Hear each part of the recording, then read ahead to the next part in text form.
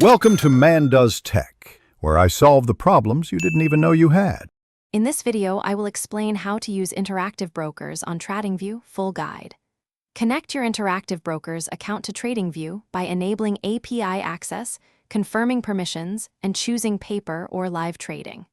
Next, open Tradingview and use the Broker tab to locate interactive brokers and follow the prompts to authenticate. I will guide you through order types, risk checks, and syncing watchlists, so you can trade confidently with both platforms linked.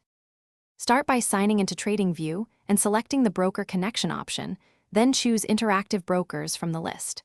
Follow the authentication steps, grant access in IB account management, and copy the API client ID if prompted. Always run a paper trade to verify order routing, fills, and margin behavior. I will explain common errors and how to resolve them so your account stays secure and trading proceeds smoothly without surprises. When placing trades, pick the order type that matches your strategy and set size and price carefully.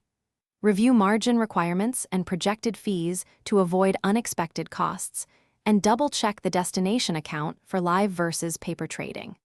Submit the order from Tradingview and watch the execution status, then reconcile fills with interactive brokers to ensure accuracy. I will cover common order adjustments and how to cancel or modify. Thanks for watching. If you found this helpful, don't forget to like and subscribe.